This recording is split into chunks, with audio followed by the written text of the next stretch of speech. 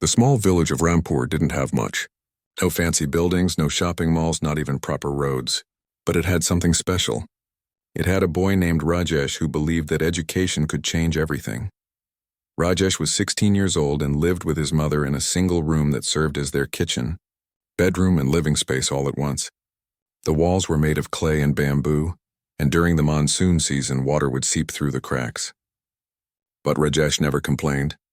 He had learned early in life that complaining didn't fill empty stomachs or pay bills. His mother, Kamala, worked as a maid in 3 different houses. She would wake up at 4 in the morning, cook a simple breakfast of rice and lentils for Rajesh, and then leave for work. She wouldn't return until 9 at night, her hands rough and her back aching. But every single day she would ask Rajesh the same question. "Did you study well today?" Rajesh's father had died when he was just 8 years old. A sudden fever had taken him away, leaving behind debts and responsibilities that seemed impossible for a widow and a young boy to handle. Kamala could have asked Rajesh to quit school and start working. Many neighbors had suggested it, but she refused. She had seen too many young boys from the village end up working in factories or fields, their potential buried under poverty. She wanted something different for her son. The village school was 2 kilometers away, and Rajesh walked there every morning in his worn-out shoes. Sometimes the sole would come loose and he would tie it with a rope to make it last longer. His uniform was the same one he had been wearing for 3 years, washed and re-washed so many times that the blue color had faded to a dull gray. But none of that mattered when Rajesh opened his books. From the moment he learned to read, he fell in love with learning. Science fascinated him. History inspired him. Mathematics challenged him in ways that made his brain come alive. While other boys his age would play cricket after school, Rajesh would find a quiet spot under a tree and read whatever books he could borrow from his teachers. The village had electricity, but it was unreliable. Sometimes it would come for 2 hours, sometimes not at all. Rajesh's house couldn't afford an electricity connection anyway. So every night after dinner, he would take his books and walk to the main road where there was a street light. Under that pale yellow light, surrounded by the sounds of crickets and passing motorcycles, Rajesh would study. He would sit on the ground, his back against a wall, and read until his eyes burned. Sometimes dogs would bark at him. Sometimes drunk men would pass by and laugh at the poor boy studying on the street. Sometimes it would rain, and he would cover his precious books with a plastic sheet and keep reading. Nothing could stop him. He had a dream. He wanted to become a doctor. The dream had started when he was 12. His father was dying and there was no doctor in the village. They had to carry him on a cart to the nearest town, 15 kilometers away. By the time they reached the hospital, it was too late. Rajesh remembered the helplessness he felt that day. He remembered thinking that if only there had been a doctor in the village, maybe his father would still be alive. From that day on, he decided. He would become a doctor. He would come back to Rampur and serve his people. No child would lose a parent because help was too far away. No mother would have to watch her husband die on a bumpy cart ride to the nearest hospital. But dreams needed money, and money was something they didn't have. The village school only went up to 10th grade. After that, students had to go to the district town for higher education, and that required money for transport, books, and fees. Money that Kamala earned barely covered their food and rent. Rajesh knew all this, but he also knew that education was his only way out of poverty. So he studied harder than anyone else. While other students would give up on difficult problems, he would spend hours solving them. He would borrow books from his teachers and return them the next day, having read every page carefully. His notebooks were filled with neat handwriting and detailed notes. His dedication didn't go unnoticed. Mr. Verma, the school principal, was a kind man who had been teaching in Rampur for 20 years. He had seen hundreds of students come and go, but Rajesh was different. There was a fire in this boy's eyes, a determination that reminded Mr. Verma why he had become a teacher in the first place. One day Mr. Verma called Rajesh to his office. The exam results had come, and Rajesh had scored the highest marks in the entire district. Out of 15,000 students who had taken the test, Rajesh had come first. Mr. Verma had tears in his eyes as he showed Rajesh the results. But there was more. Because of his exceptional performance, Rajesh had been awarded a scholarship to study at Delhi Public School in the city. It was one of the best schools in the state, where rich kids studied and became doctors, engineers, and officers. The scholarship would cover his tuition fees completely. It was the opportunity of a lifetime. Rajesh couldn't believe it. He ran home to tell his mother, his heart pounding with excitement. Kamala hugged her son and cried. For the first time in years, they were tears of joy. Her son was going to study in the city. He was going to become somebody. But as the initial excitement faded, reality set in. The scholarship only covered tuition. It didn't cover books, uniform, food, or a place to stay. Living in the city was expensive. They would need at least 5,000 rupees every month, maybe more. Kamala barely earned 3,000 from all her jobs combined. That night, as Rajesh studied under the streetlight, his mind was troubled. He had gotten the scholarship, but could they afford to take it? Would his mother have to work even harder? Was he being selfish by wanting to chase his dreams when they could barely afford to eat? But deep inside, he knew he had to try. This was his chance. This was what his father would have wanted. This was what his mother was sacrificing for. Under that streetlight, with moths flying around the bulb and the smell of rain in the air, Rajesh made a promise to himself. He would make this work. Somehow he would make this work. The dream was no longer just a dream. It was becoming real. And that was both exciting and terrifying at the same time. The city was nothing like Rajesh had imagined. It was loud, crowded, and moved at a pace that made his head spin. Cars honked constantly. People pushed past each other on the streets, and buildings rose so high that they seemed to touch the sky. Everything was expensive. A simple meal that cost 20 rupees in his village cost 80 here. A notebook that lasted him 2 months back home barely lasted 2 weeks with the amount of work the new school demanded. Kamala had somehow arranged 500 rupees for Rajesh's first month. She had borrowed from neighbors, sold her only gold earring, and promised to pay back everyone slowly. With that money, Rajesh found a small room in a crowded area on the outskirts of the city. The rent was 300 rupees a month. The room was barely bigger than a bathroom, and he shared it with 5 other boys from poor families who had come to the city for education. There was barely any space to move. They slept on thin mattresses laid side by side on the floor. When one boy turned in his sleep, everyone had to adjust. The room had one small window, a single bulb hanging from the ceiling, and walls so thin that they could hear every conversation from the neighboring rooms. The bathroom was shared by 20 people, and water came only in the morning for 1 hour. But Rajesh was grateful. At least he had a roof over his head. At least he was in the city, attending the school that could change his future. Delhi public school was like a different world. The building was huge, with clean corridors, proper classrooms with fans and lights, and a library that had more books than Rajesh had ever seen in his life. The other students came in cars driven by chauffeurs. They wore branded shoes, carried expensive bags, and talked about vacations to foreign countries. On his first day, Rajesh felt like he didn't belong. His uniform was old and didn't fit properly. His shoes had been repaired so many times that the stitching showed. His bag was a cloth jola that his mother had stitched from old clothes. When he walked into the classroom, he could feel eyes on him. Some students whispered to each other. Some laughed. During lunch break, the cafeteria served food that smelled delicious, but everything cost money. A simple sandwich cost 40 rupees. Rajesh had packed 2 rotis and pickle from home. He found a corner and ate quietly, trying not to think about the tasty food others were eating. A group of boys noticed him. One of them, a tall boy named Aditya who wore a gold watch, walked up to him. "Where are you from?" the boy asked in English with a smirk. Rajesh answered in Hindi, his English not good enough for a proper conversation. The boys laughed. "Look at his accent," one of them said. "Do they even have schools in your village?" Rajesh felt his face burn with shame, but he said nothing. He had learned that silence was sometimes the best response. After they left, he went to the bathroom and stood in front of the mirror. He looked at his reflection, at his worn clothes and rough hands, and made a decision. He would not let them break him. He would prove them all wrong, but proving them wrong required surviving first, and surviving in the city required money. The 500 rupees his mother had sent was disappearing fast. After paying rent, he had barely anything left for food and travel. He started skipping breakfast.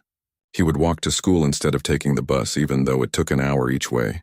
He would reuse his notebooks, writing on every inch of available space. Back in the village, Kamala was working harder than ever. She had taken a 4th job, cleaning a small shop after it closed at 10 at night. She would reach home close to midnight, her feet swollen and her body screaming for rest. But she never told Rajesh about her pain. During their weekly phone calls, she would only ask about his studies and tell him that everything was fine at home. Rajesh knew his mother was suffering. He could hear the exhaustion in her voice, and that guilt ate at him every single day. Sometimes, late at night, he would think about quitting and going back home. He could work in the fields, earn a little money, make his mother's life easier. But then he would remember his promise, his dream, and he would push those thoughts away. 3 months into the new school, Rajesh's routine had become brutal. He would wake up at 4 in the morning and go to a nearby tea stall. The owner, an old man named Ramu Kaka, had agreed to pay him 50 rupees a day to help with the morning rush. Rajesh would wash cups, make tea, and serve customers until 7. Then he would run back to his room, quickly bathe, and rush to school. School would end at 3 in the afternoon. While other students went to coaching classes or hung out at cafes, Rajesh would go straight to his room and study. He had to study harder than everyone else because his English was weak, and many concepts were taught differently here than in his village school. He would study until his roommates came back in the evening, then help cook dinner and study again until midnight. But despite the hard work, he was falling behind. The pace of teaching was too fast. The medium of instruction was English, and while Rajesh could understand basic English, the technical terms confused him. In mathematics and science, he was still the best. But in subjects like English literature and social studies, he struggled. One day, his English teacher, Mrs. Sharma, asked him to stay back after class. Rajesh's heart sank. He thought he was going to be scolded. But Mrs. Sharma had something else in mind. She had noticed how hard Rajesh was trying. She had seen him in the library during lunch breaks, reading English books with a dictionary by his side. She had seen the determination in his eyes. "Why don't you come to my house on Sundays?" she suggested gently. "I can help you with English. No fees, just come and learn." Rajesh couldn't believe it. He wanted to cry. For the first time since coming to the city, someone had shown him kindness without wanting anything in return. From the next Sunday, Rajesh started going to Mrs. Sharma's house. She lived in a nice apartment with her husband and 2 kids. She would teach him English for 2 hours, explain difficult concepts, and even give him books to read. Her husband, who was a college professor, would sometimes help with other subjects. They would make him eat lunch before he left, good home-cooked food that reminded him of his mother's cooking. Slowly, things started improving. Rajesh's English got better. His confidence grew. He started participating in class discussions. His grades improved. Mr. Verma, the principal who had first recognized his talent, called him to his office one day and told him that he was proud of how Rajesh was adapting. But just when things seemed to be getting better, disaster struck. It was a Tuesday evening when Rajesh received a call from his neighbor back in the village. His mother had collapsed while working and was admitted to the district hospital. The doctor said she was severely anemic and exhausted. Her body had given up from overwork and lack of proper nutrition. Rajesh felt his world crumbling. He packed his bag and took the first bus back to the village. The 6-hour journey felt like 6 years. All he could think about was his mother. She had sacrificed everything for him. She had worked herself to the bone so he could chase his dreams. And now she was in a hospital bed because of him. When he reached the hospital and saw his mother lying there, weak and pale, with tubes attached to her arms, he broke down. He held her hand and cried like a child. "I'm sorry, Ma," he kept saying. "I'm so sorry." Kamala opened her eyes and tried to smile.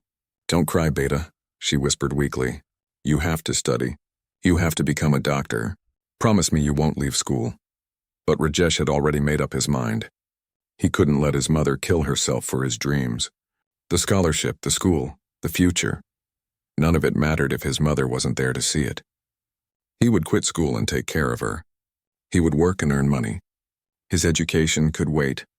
As he sat next to his mother's hospital bed, listening to the beeping of machines and the sound of her labored breathing, Rajesh felt his dream slipping away like sand through his fingers.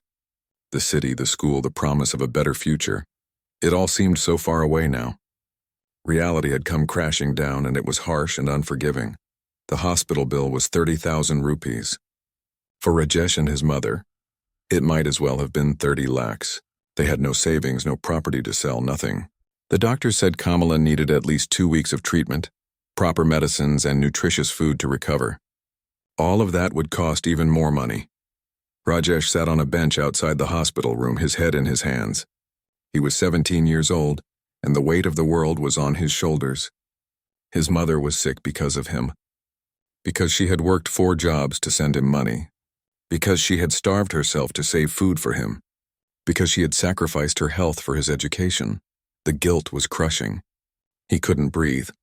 He couldn't think straight. All he knew was that he had to save his mother no matter what it took. The neighbors in the village were kind but poor. Each family contributed what they could. Someone gave 500 rupees, someone gave 200, someone brought food. The village sarpanch gave 1,000 rupees from the community fund. By the end of the first day, they had collected 5,000 rupees. It wasn't nearly enough, but it was something. Mr. Verma, the principal, heard about what had happened. He called Rajesh and told him not to worry about school for now.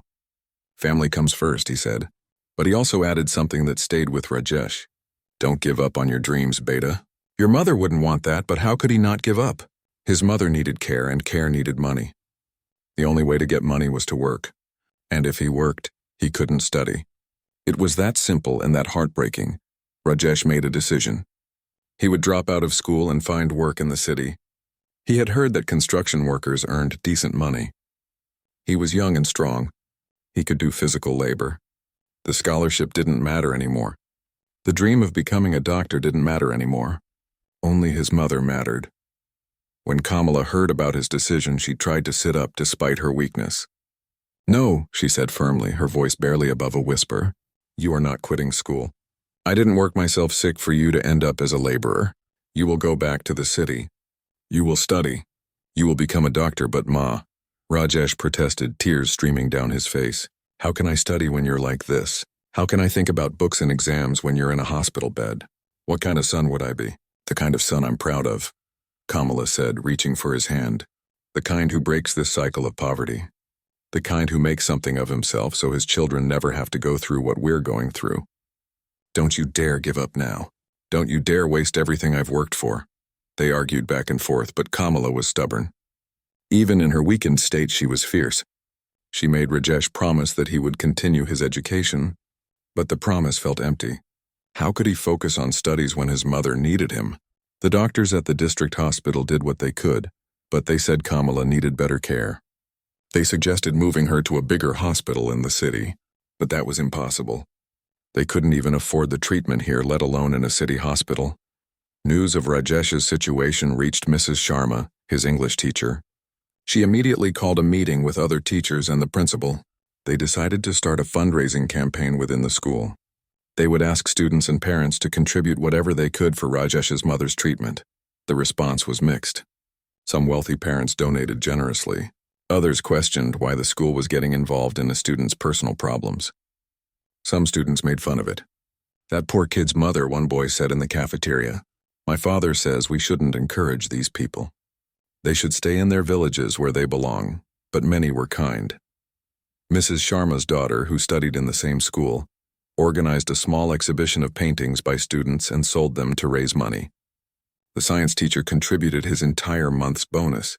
The principal donated 10,000 rupees from his own pocket. Slowly, the money started adding up. Meanwhile, Rajesh stayed in the village, missing weeks of school. He would spend his days at the hospital feeding his mother, talking to doctors, and trying to figure out how to pay the mounting bills. At night, he would go back to their small room and try to study by candlelight. But his mind wouldn't cooperate. The words in his textbook seemed meaningless when his mother was fighting for her health. He took up odd jobs in the village. He worked in the fields during harvest, carried bricks at a construction site, and even helped at the local grocery store. Every rupee he earned went toward his mother's treatment and medicines.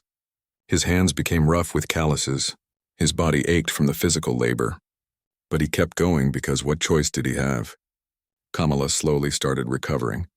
The medicines were working, and with rest and proper food, her body was healing. But the doctors warned that she could never work as hard as before. Her body had reached its limit. She needed to rest, eat well, and avoid stress, all things that seemed impossible given their situation. After 3 weeks, Kamala was finally discharged. The total bill had come to 45,000 rupees. Between the village donations, the school fundraiser, and the money Rajesh had earned from odd jobs, they had managed to pay $40,000. They owed $5,000 to the hospital, which the administration agreed to waive given their circumstances. Back in their small room, Rajesh and his mother sat in silence. They were both exhausted, both defeated. Kamala looked at her son and saw that something had changed in his eyes. The brightness, the hope, the dreams, they seemed dimmer now. "Beta," she said softly, "you need to go back to school. You've already missed so much. If you don't go back soon, you'll lose the scholarship." Rajesh shook his head. "How can I go back, Ma? Who will take care of you? Who will earn money for food and rent? The scholarship only covers tuition. We still need money for everything else. And now you can't work like before. It's impossible." They sat in silence, both knowing the truth but neither wanting to say it out loud. The dream was over. Reality had won. But the next morning something unexpected happened. Mr. Verma showed up at their door. He had traveled 6 hours from the city to the village just to talk to them. He sat with Kamala and Rajesh and told them about the fundraiser. The school had collected 50,000 rupees. They wanted to give it to Rajesh to cover his living expenses for the rest of the school year. Rajesh couldn't believe it. 50,000 rupees. It was more money than he had ever seen. It meant he could go back to school. It meant he could afford food, books, rent. It meant the dream wasn't dead. But there was a condition, Mr. Verma said. "You have to promise me that you'll work twice as hard. You've missed so much school. You'll have to catch up. It won't be easy. But if you're willing to fight for it, we're willing to fight with you." Rajesh looked at his mother. Kamala had tears in her eyes, but she was smiling. "Go," she told him. "Go and make us proud. I'll manage here. The neighbors will help me. You just focus on your studies." So Rajesh went back to the city, but he was different now. The month away had changed him. He had seen how quickly life could fall apart. He had seen how poverty wasn't just about lack of money, but lack of choices, lack of dignity, lack of hope. He had tasted despair and come back from it. The first few weeks back at school were brutal. He had missed important lessons, crucial tests, and foundational concepts. While his classmates had moved ahead, he was stuck trying to catch up. He would study until 3 in the morning, wake up at 5 for his job at the tea stall, go to school, and then study again. He barely slept 4 hours a night. Mrs. Sharma helped him after school hours, patiently explaining everything he had missed. Some other teachers also volunteered to help. But the gap was huge and time was running out. The annual exams were just 2 months away. Rajesh pushed himself harder than ever before. He stopped going to his room for lunch, instead studying in the library. He stopped talking to his roommates, needing every minute for studies. He became a ghost of himself, pale and thin, with dark circles under his eyes. His mother's health was still fragile. The medicine costs continued. The debt they owed to neighbors had to be repaid. The pressure was immense. Sometimes late at night, Rajesh would break down crying. It was all too much, too hard, too unfair. But every morning he would wake up and push forward. Because what else could he do? Giving up meant his mother's sacrifices were for nothing. Giving up meant all those people who had donated money had wasted it. Giving up meant poverty would win, so he didn't give up. He kept fighting, kept studying, kept hoping that somehow, some way, things would get better. But deep inside, he wondered how long he could keep this up. How long before his body gave up like his mother's had? How long before the weight became too much to carry? The darkest hour was upon him, and dawn seemed very far away. Nobody expected what happened next. Life has a strange way of surprising us when we least expect it.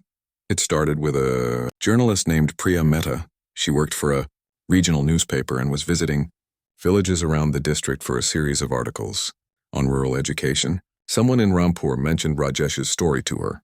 A boy who studies under streetlights. A mother who worked herself sick. A dream that refused to die despite impossible odds. Priya was intrigued. She had heard many such stories, but something about this one felt different. She decided to visit Rajesh's village and meet his mother. Kamala was hesitant at first. She didn't like talking about their struggles. It felt like begging for sympathy. But Priya was gentle and respectful. She didn't treat them like objects of pity. She treated them like people with dignity and dreams. So Kamala opened up. She told Priya everything. About her husband's death. About raising Rajesh alone. About her 4 jobs. About collapsing from exhaustion. about the hospital bills and the kindness of neighbors and teachers, about her son's determination to become a doctor despite everything. Priya took notes and photographs. She took a picture of the streetlight where Rajesh used to study. She took a picture of their small room. She took a picture of Kamala's worn hands. But most importantly, she captured the spirit of the story, the hope, the resilience, the refusal to give up. When the article was published 2 weeks later, it was titled "The Boy Who Wouldn't Quit." It was beautifully written, with Priya's words painting a vivid picture of Rajesh's struggle. The photographs were powerful, especially the one of the streetlight with a quote from Rajesh that said, "When you have nothing, education becomes everything." The article was published in the Sunday edition, which had good circulation. Some people read it with their morning tea. Some read it on their way to work. And then something magical started happening. People started sharing it on social media. First, a teacher in another city posted it on Facebook with the caption, "This is what determination looks like." Then a college student shared it on Twitter. Then an actor with 1 million followers retweeted it. Within 24 hours, the article had gone viral. Suddenly, everyone was talking about Rajesh. News channels picked up the story. National newspapers wanted to do their own articles. Television reporters wanted to interview him. His phone, which rarely rang except for his mother's weekly calls, started buzzing constantly. Rajesh was in his room studying when a reporter first called. He thought it was a prank. But then another call came. And another. His roommates looked at their phones and showed him. His story was everywhere, on every social media platform, on news websites. People were calling him inspiring. People were crying reading his story. It was overwhelming. Rajesh didn't know how to react. He wasn't trying to be inspiring. He was just trying to survive. He was just doing what he had to do. But apparently his struggle had touched something in people, in a world full of negativity and complaints. His story was a reminder that the human spirit could endure anything. The donations started pouring in. Complete strangers were sending money through online platforms. 10 rupees, 100 rupees, 1,000 rupees. Students were organizing fundraisers in their schools. Offices were collecting donations. A businessman in Mumbai donated 1 lakh rupees. A retired teacher in Kolkata sent 50,000 with a note that said, "For your mother's health and your education." Within a week, over 20 lakh rupees had been raised. Rajesh couldn't believe it. He had never seen so much money. It was more than his mother would earn in her entire lifetime. It was enough to cover all his expenses, pay back all debts, take care of his mother's health, and still have plenty left for his education. But the attention came with its own challenges. News channels wanted him on their shows. They would call at odd hours asking for interviews. They wanted him to come to their studios and tell his story on live television. Some were respectful, but others were invasive. They wanted to film his room, interview his neighbors, get emotional footage of his mother. Rajesh felt uncomfortable. He was a private person who had never sought attention. He just wanted to study in peace. But everyone had an opinion on what he should do. Some said he should use this opportunity to raise awareness about poverty and education. Some said he should become a motivational speaker. Some said he should write a book. The pressure was intense. His school became crowded with media people. Other students started treating him differently. Some were genuinely happy for him. Others were jealous. The same boys who had made fun of his accent now wanted to be his friends. The same parents who had questioned the fundraiser now wanted their kids to be photographed with him. Through all this chaos, Mrs. Sharma remained his anchor. She protected him from excessive media attention. She made sure he focused on his studies. She reminded him why he was there, to become a doctor, not a celebrity. One evening, a national news channel invited Rajesh for a live interview.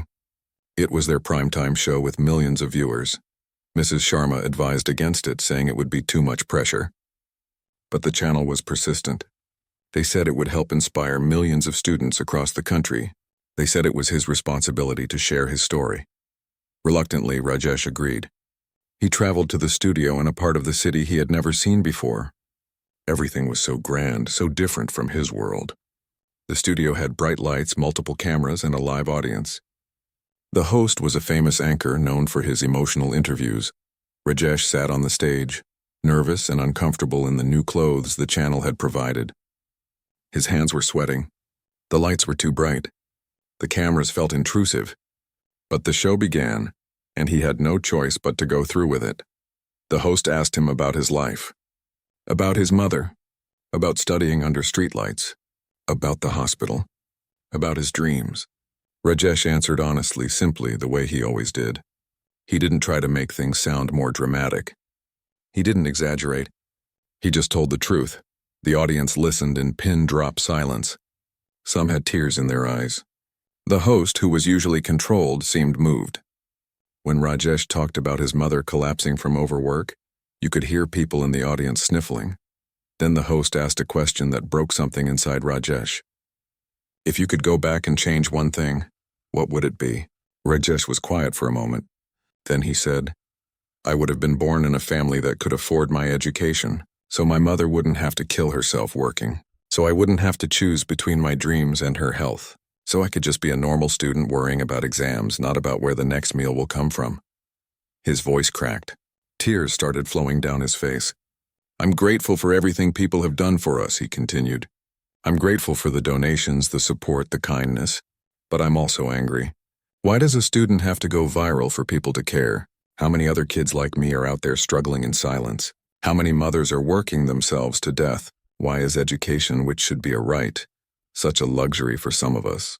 The studio was silent. The host had tears in his eyes. The audience was crying openly. This wasn't what they expected. They expected a feel-good story about a poor boy who worked hard. Instead, they got raw truth. They got uncomfortable questions. They got a mirror held up to society. But it was precisely that honesty, that vulnerability that made the nation cry. The video of the interview went viral. Even more viral than the original article, clips of Rajesh crying and asking those painful questions were shared millions of times. He became not just a symbol of individual struggle, but a voice for millions of underprivileged students across the country. The next morning, Rajesh woke up to find that everything had changed again. His phone was flooded with messages, but among them was one that stood out. It was from Dr. HOA Patel, one of the most renowned cardiologists in the country. He had seen the interview. He had been moved by Rajesh's story, and he wanted to help. Dr. Patel's message was simple but life-changing. He wanted to sponsor Rajesh's entire education, from high school through medical college. He wanted to ensure that neither Rajesh nor his mother would ever have to worry about money again. He wanted to give Rajesh the chance to focus completely on his studies and become the doctor he dreamed of being. Rajesh sat on his thin mattress in his crowded room, reading that message over and over again. He couldn't believe it. This was real. This was actually happening. After months of darkness, after endless struggles, after almost giving up, a door had opened. A huge door that led to everything he had ever wanted. He called his mother. When she heard the news, she couldn't speak for a full minute. Then she cried. They both cried. Happy tears this time. Tears of relief. Tears of gratitude. Tears that washed away months of pain and worry. The nation that had cried watching Rajesh's pain was now crying watching his joy. Social media was flooded with celebratory messages. People who had donated felt their contribution had been part of something bigger. People who had shared his story felt they had helped create this miracle. But for Rajesh, it wasn't about the viral moment or the national attention. It was about something simpler and more profound. For the first time in his life, he could breathe. He could sleep without worrying about money. He could study without guilt. He could dream without fear. The boy who had studied under streetlights had finally found his light. 2 years had passed since that emotional television interview. 2 years since the nation had cried for Rajesh and celebrated his breakthrough. 2 years of hard work, growth, and transformation. Rajesh was now 19 years old and looked different from the scared, thin boy who had first arrived in the city.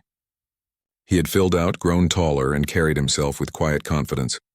But his eyes still held that same determination, that same fire that had kept him going through the darkest times. Dr. Patel had kept his promise. He had not just sponsored Rajesh financially, but had also mentored him. Every month, Rajesh would visit Dr. Patel's clinic and spend a day observing how a real doctor worked. He saw how Dr. Patel treated patients, how he talked to anxious families, how he made difficult decisions. It was the best education money couldn't buy. Kamala's health had improved significantly. With proper medical care, nutritious food, and no stress of overwork, she had recovered well. She now lived in a small but decent house that Dr. Patel had helped them buy in the village. She didn't work as a maid anymore. Instead, she helped at the village school, teaching small children basic reading and writing. She finally had dignity in her work and peace in her life. Rajesh had thrown himself into his studies with renewed energy. With financial worries gone, he could focus completely on learning. He had caught up with everything he had missed and had gone beyond. His English had improved dramatically. His understanding of science had deepened. He was now among the top students in his school, but more importantly, he had not forgotten where he came from. While other students his age were worried about fashion and gadgets, Rajesh remained grounded. He still wore simple clothes. He still ate simple food. He still remembered what it felt like to be hungry, to be helpless, to be hopeless. The viral attention had eventually died down, as it always does. New stories emerged. New heroes came along. The news channels moved on to other topics. Social media found new things to trend. Life returned to normal, or at least as normal as it could be for someone who had experienced what Rajesh had. But not everyone forgot. The teachers at his school remembered. His fellow students remembered.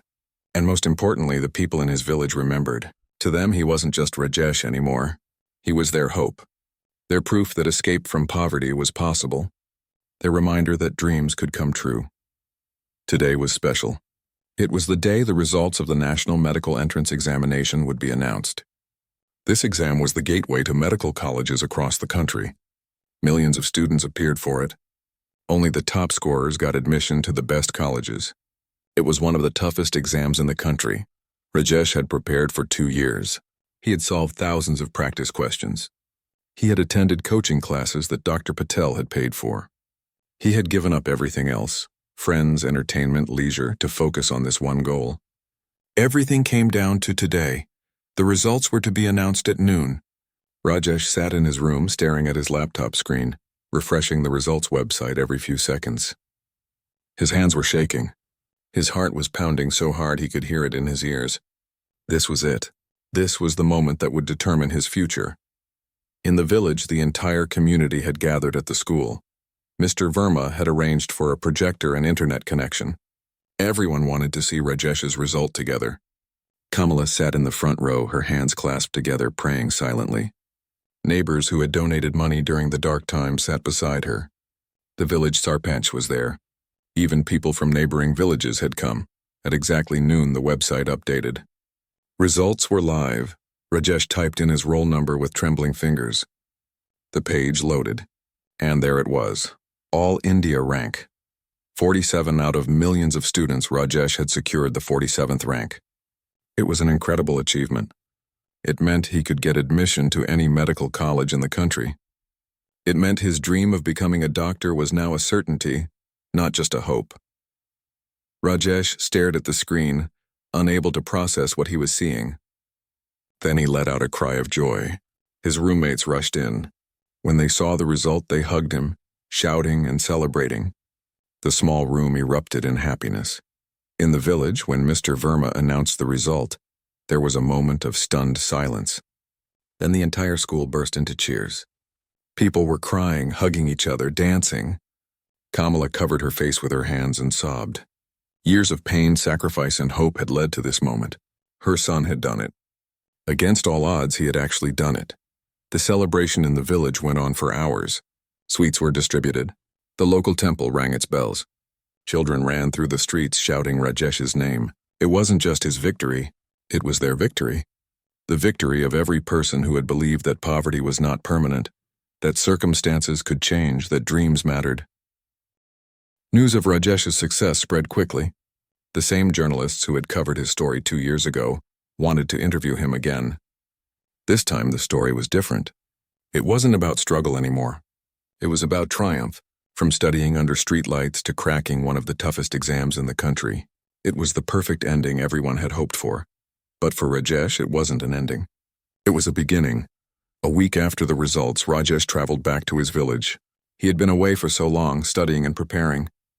He wanted to see his mother, to thank the people who had helped him, to stand once more under that streetlight where his journey had truly begun.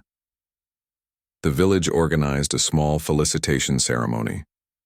They garlanded him, gave him a shawl, and presented him with a certificate of honor. The Sarpanch made a speech about how Rajesh had brought glory to their village. Children looked at him with wide, admiring eyes. When it was Rajesh's turn to speak, he stood up slowly.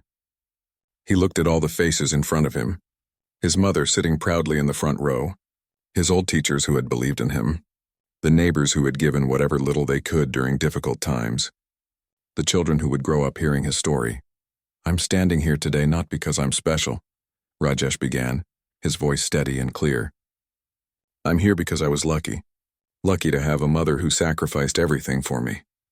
Lucky to have teachers who taught me for free. Lucky to have neighbors who helped when we had nothing. Lucky to have strangers who donated money they had never met me.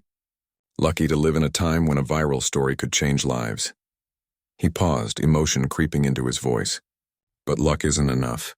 There are thousands of students like me in every village, every town, every city, students who study under streetlights because they have no choice, mothers who work themselves sick for their children's education, families that have to choose between food and school fees. They all have the same dreams I had, but they don't all get the same luck. That's why I'm making a promise today. Once I become a doctor, I'm coming back to this village. I'm going to open a clinic here so that no family has to watch their loved one die because medical help is too far away. But more than that, I want to help other students. I want to create a fund that gives scholarships to poor students. I want to make sure that no child has to depend on viral stories and strangers' kindness to get an education." The crowd listened in absolute silence.